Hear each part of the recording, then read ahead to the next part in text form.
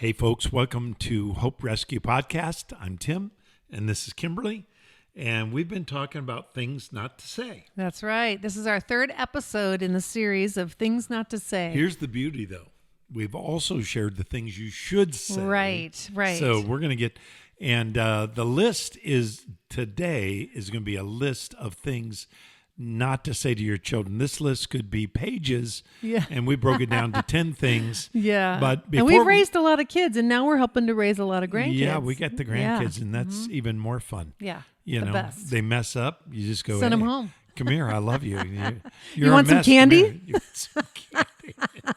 I told Shara this morning, I was FaceTiming her, and she said that Elijah, her baby, is coming into his second year, and he's starting to get strong-willed, and he's, being kind of fussy and belligerent. And I said, yeah, you send him to Nana. I'll get him good. I'm going to stuff him with candy and put him to bed for the night. Take that.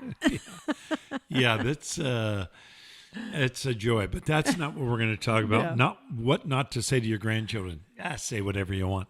Anyway, but thinking about parenting is not for the weak-hearted. A person said to me one time, I'm kind of irresponsible. I want to learn to be responsible. Mm-hmm. And so I think I'm going to have a child. This was an unmarried person. Mm-hmm. I'm like, what? Yeah. Get a dog. Get a gerbil. Start small with a fish, really. Really, yeah. And if the fish dies, realize you're not going to be probably a good parent. not cut out, yeah. So we're thinking, here's one of the most quoted passages on parenting, and it comes out of Ephesians 6. Mm-hmm. Ephesians 5 and 6 is about these important relationships, husband, wife to husband, parent to child, child to parent, servant to master, that kind of stuff. Mm-hmm. So it gets into these irrevocable relationships. One of those, and this is really important to keep in mind, fathers, and I'm speaking to the fathers, I think mothers are a little better at avoiding this, but not all of them. Some of them are not. And this is what it says. Fathers, do not provoke your children to anger. Right. Provocation is a very specific statement in Scripture. He says, but in contrast to that, bring them up in the discipline and the instruction of the Lord. So, avoiding provocation is through proper instruction, proper discipline in the things of the Lord. But I came up with a little short list of things not to do as a father. And, I'm not a yeller. I can be, but I'm not a yeller to the children. I'm not a yeller at work. Mm-hmm. I was demonstrating with this CFO of the company I work for, and I was demonstrating somebody's behavior, bad behavior, and I'm, quoting them and mimicking them, and I'm showing all the emotions. And he literally started laughing. He goes, wow, it's so weird to see you talk like that. Yeah. And I said, he goes, yeah, it's uncomfortable. Yeah. And I guess I'm a good actor. Yeah, anyway. well, you have a very loud, booming voice, too, so. Yeah, well, here's the thing. Don't yell. When you yell at your children, you shut them down. Right. It doesn't do any good. I know you're frustrated, but you have to be the adult. Mm-hmm. And that's a really hard thing. Don't hit them out of control. In other words, if you believe in corporal discipline, we do, but we don't want to force that on That's a last resort. anybody. Yeah. As a last resort, we've had to spank the kids and that we've raised. I think that corporal discipline has its place. I think it's overused in the past. I think it may be, in my opinion, underused today. But it is not meant to be a punishment. Right. It's meant to be a discipline. I don't want to get too heavy in this because I want to get to these 10 things not to say. But I think it's important if you use corporal discipline, it's the only time you use, hitting. And I don't even like that word, but that spanking.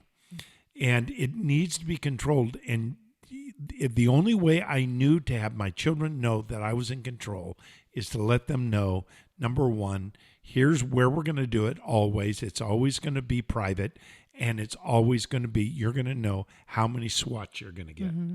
they know I'm in control. If you start wailing on your kids, you're out of control. Right, right. And they know you're out of control. That's not discipline. That's crazy. We've got to stop that kind of behavior. Another thing is one sure way to produce a child with wrath. And he says, don't provoke your children to wrath.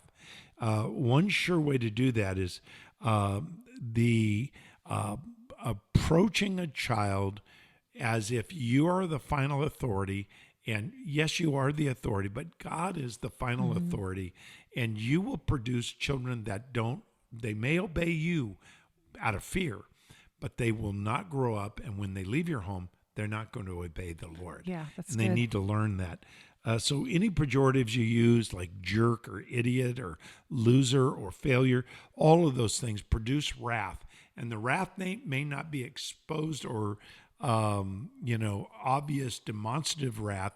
It may be turned inside. That's the worst kind. And so we need to avoid that. And God knows the human heart and the importance of a father. And a father needs to be very careful not to provoke their children to wrath, but to teach them how to live good, responsible lives. Yeah, So that's anyway, good. I just wanted to present that stuff. Yeah, I like that. Good foundation to lay before we get into this. So let's start with our list of 10 things to never say to your child. And the first one is something that I wouldn't have really thought would be on the top 10 of the list, but I think it's really valid when you think through and process it. And that is to say, don't talk to me like that. Ooh. A lot of times we've said that, we've heard That's that. scary. Don't talk to me like that, Yeah. And what it does is it shuts down a child, and it's abrasive. It feels cold. But an option instead would be to say, "I'll listen to you as soon as your voice is as calm and quiet as mine." Yeah. So when a child is starting to lose control, like you talked about losing control as a parent in your discipline, when a child is out of control, it's important that you lead in control and give them an opportunity to communicate what's underneath of that. But that will give them an opportunity to bring down their emotion and to engage in a real The key there communication. is to be calm, because if Yes. you're saying, Oh, yeah. be as calm as I am, and you're Right. not calm, Ex- that's a Well, problem. that's what I'm saying. Yeah, you have to and- as calm and as quiet as my voice. Yeah. It is interesting that, the 5 children we raised together, Mm-hmm. we had not a perfect home, but we have a healthy home. Yeah. And in our healthy No home, such thing as a perfect home, by the way. well, I'm sure there is Nope. some place, but anyway, you're right. There is no perfect home, but we have a normal, healthy home. We raised our kids in that a pretty safe environment, and our kids are not yellers. None Any of them. None of them. The most assertive did it in a way that was either behind the scenes or did it in a way that showed some respect. So I think that was not a recurring problem in our home. No. So what's number 2? So number 2 is saying to them, "You're okay. You're fine." When they're upset. And basically trying to convince them that they're feeling a way that they're not actually feeling. And instead, what you could do is validate their emotions with love and affection and help them to understand and unpack those emotions. So by saying, when they're obviously not okay or fine, by you saying they are, it's not going to change their behavior, but helping to say, okay, I can see that you're upset. I can see that you're angry or you're sad. I love you. I want to help you. Let's talk about why you feel that way. Yeah. Instead of cutting them off and shutting them down. So I would say for a lot of people, and maybe especially fathers, I'm not sure about mothers, but probably all of us struggle with not knowing and feeling insecure when the child is hurting. yeah. Or when your spouse is crying and you don't know how to deal with it. I just speak from experience and watching my father and mother. If my mother cried, my father didn't know how to deal with it, and it made him angry. And so he would demonstrate anger, and it was only because he didn't know how to deal with her sadness. Right. And, we've got to be able to understand that people go through pain. You don't have to resolve the pain. You just need to be present. Right. And that's a powerful thing. But when you feel frustrated by somebody's hurt or pain, that's when you're going to say, you're okay, Right. you're fine. In other words, I'm uncomfortable Yes, by your right. pain, so stop it. Yeah, shut it You down. don't say it that Yeah, way. but it feels that yeah, way. Yeah. Yeah. And okay, number 3, we have the pleasure now of all having all adult children, 7 in total. And both Tim and I have been guilty of this in the past and have had conversations with our adult children. And because I even over breakfast this morning with one of our kids, I was asking, what are some of the things that you would say that, would be helpful to tell parents not to say? And this came up, and this is valuable. And it says, talking about being on a diet. So when your kids hear you, well, we both are. When your kids hear you talking about feeling fat or being fat, it creates an insecurity within themselves potentially about their own body image. And it has been an issue, especially for our daughters, probably for our sons, but they don't communicate it as much. But, being fitness conscious and in the world we live in, there's such an overemphasis on that anyway.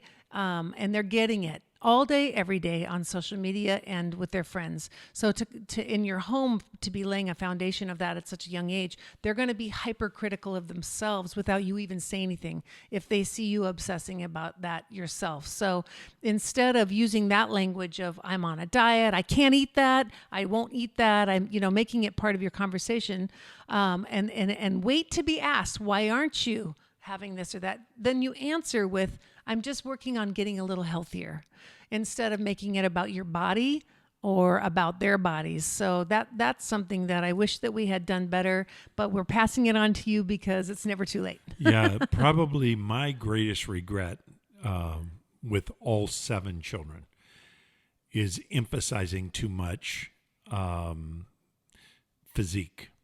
figure. I when I was younger, I did jokes that were just inappropriate, not about my kids or, but just in general. And I have great regrets about that.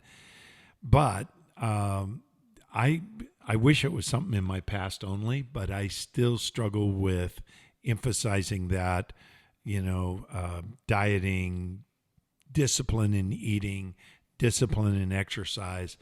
And it's been emphasis on physique and not health, or figure and not health.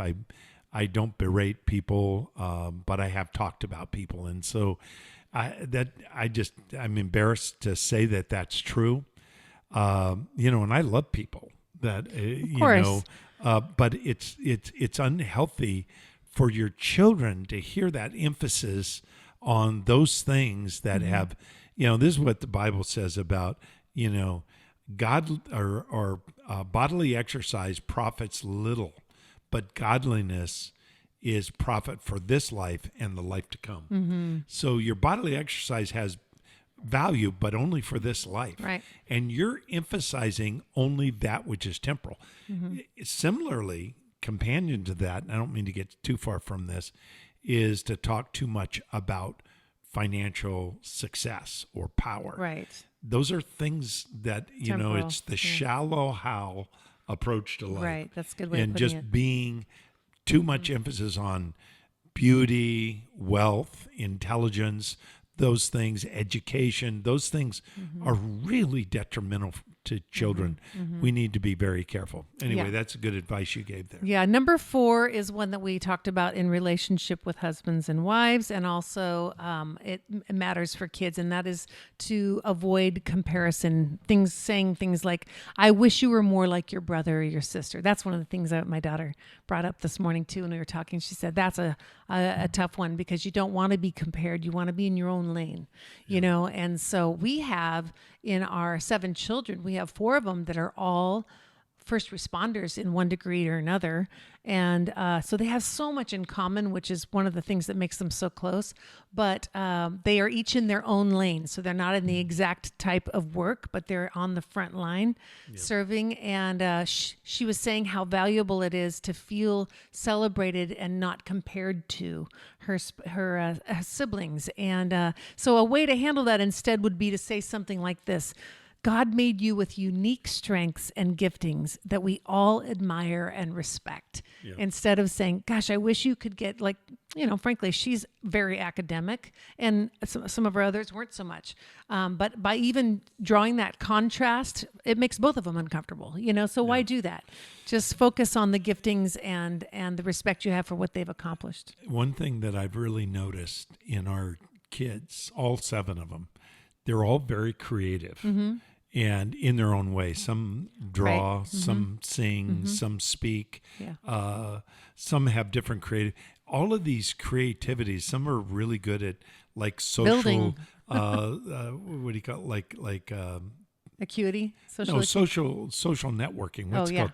Like social networking. yeah, like Instagram and Right, that kind of stuff. And I'm always amazed. I'm like, I watch and I'm like, wow, Right. you're really talented. Yeah. All 7 of them. Yeah.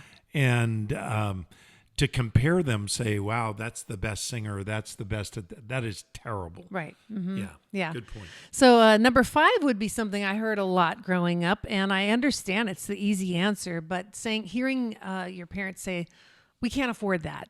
When you're in a store and you're a kid and you're asking for something, we can't afford that, and you flippantly say it. And the bottom line is it's probably true. Maybe you don't have that, but it creates a mindset of not just frugality, but almost like, it's like a glass half empty kind of mindset, negativity. So instead using that opportunity, to create within them a desire to understand priorities about finances. So in other words, saying something like, we're not going to buy that because we're saving our money for other priorities, or, taking those moments to teach them in an age appropriate way about the importance of managing money, from an early age, of that process of delayed gratification. So, you can have this, but we can't get this today, or like even our grandson, Valor, who's only going to be 5, he has a quarter jar. And so at Nana's house, our house, if I find an extra quarter in the car or in the change, I start collecting them in a jar. But he saves that up because he's only 5. He doesn't really have significant ways of earning money yet. Then he knows he gets to take that and go to the dollar store, and buy stuff. So he's learning to manage a very small amount at a young age. Yeah, delayed gratification. Yeah. You kind of passed over that real quickly. I'm like, gravitate That's the big to one, that. 'Cause yeah. if you can learn in your life delayed gratification, you will value what you purchase. That's right. And you will value what you, a relationship that you've worked for. You will value life better. The things that you have and the things you experience will be better for you. So if you can, if you waste money and get in debt, you won't enjoy anything. It's better to delay that gratification when you can afford it. Right. Why don't you do number 6? This is Okay, number 6. Let me help. Sounds great. The problem is when you don't let your children learn and fail and learn and succeed, they're not learning. And so when you enter in, and I'm kind of I've done this like in tight work, and Kimberly's working on something, and I want to reach in and start working on it. You'll take over. Yeah, but you've done it with me too, and it's like, you want me to get that for you? Trying to get that little tight thing. My dexterity is not what it used to be, which is frustrating. I'm working on something up very close, and somebody wants to just dive right in. And working on the computer, let them learn, let them grow, and if they ask for help, of course, be there. And I would say this is a good way to rephrase that. Instead of saying, let me help, say, how can I help you? Yeah. Because then you're not pushing your way into the situation. You're giving them an opportunity to say, would you show me this, or could you help me with this, instead of taking over for them and saying, let me help. Let me take over this situation. So how can I help you is a great way to say that. So number 7 is saying, you make me so mad. That's an easy thing to say to your kids. You make me so mad. And instead of saying something like that, reframing it by saying, I don't like it when you do that because it makes me feel da da da da da. Yeah, here's one of the things that when you say you make me angry, you make me happy, which sounds great. When you make me this or make me that, you're putting a lot of pressure Right. on a child. Responsibility. A child can't bear that pressure. I don't even think it's wise, if you can avoid it, to say to your spouse, you make me angry, or even you make me happy, but to say, I'm happy with you. I'm happy being married to you. I'm happy in our relationship. way to Instead of saying you make me, because then that person has got that power Right. that they really don't need that pressure. Yep, that's so good. Number 8 is you're just like your mother, or you're just like your father, which we've gone over this over every episode too. But instead of saying that, use only positive affirmations that refer to the parents, saying, I love that you're creative like your mom, or you're so hardworking like your dad. Find the positive things that remind you of the things that they excel at that do reflect a unique parent, Yeah, this is a little bit off of that topic, but one of the things I value the most in our sons is watching them, and the girls get in this too, but the boys are like leaders on this. They will create a game out of nothing. True. They Every will- week. in the backyard, they'll take a ball, and maybe they don't have anything else. We have other games and stuff. They will make up a game, and they'll make up their own rules. Yep. It is so fascinating. It's so inspiring. Yeah. And they get the little kids involved in that. And these are uncle things that, I mean, I never had that. I had an uncle that I loved. I really respected him. He was an awesome guy and well-rounded. But these uncles are the fun uncles. Funkle, they call them. Yeah, Funkle. Yeah. Go ahead. What's the next one? So number 9 is saying things like, you drive me crazy. Again, it gives so much weight to the child that they are responsible somehow for your emotions as an adult. Instead of saying something like, help me understand, why do you feel that way? Or why do you feel the way you do? It's that blanket statement that they are somehow the reason why you are in a bad mood, or you're feeling crazy or angry or any That's of that stuff. transferring blame. It is. It's so unhealthy. Yeah, number 10. Let me just grab this real quick, and you give the alternative to this, because this is a struggle. You could do anything you want to be. That intuitively, be anything you want to be. anything you want to be. You put your mind to it, you can become anything. Okay, what does that include? President of the United States, a billionaire, okay, an astronaut, okay. Really? They can be whatever they want to be. That might be a dangerous thing. What's a better way? Yeah, I think the thing is that what you can do in that is almost create an unrealistic fantasy that we know as adults there are roadblocks in life, and some of them you can move and some of them you can't. And I would say encourage them to be dreamers, but let it be anchored in truth. And one of the things that we've done with our kids, we say, God has given you incredible giftings and talents to accomplish exactly what his plan is for your life. And it's things that you love to do. Like he takes your giftings and he's going to open doors that you couldn't even imagine. And then to begin to dream along those lines, that these are areas obviously that you excel at. God's gifted you in this way. Let's see the doors he opens, and let's dream about the doors that he can open for you in those areas. Yeah. So, well, those are some good advice. Yeah. Principles that you can apply to parenting. The last few weeks, we've talked about some important things to avoid saying to your wife or your husband or your children, with some good counters to those. Hopefully this has been helpful. What we wanted to share is next time together, we're going to have our episode 200. 200th celebration. And we're going to celebrate. We've got a special podcast we're going to share with you. And we're excited to go into that level. We've been doing this for now 5 years. Yeah. And we just do one a week, and we've taken some breaks, or else it would be a little more than 200 already.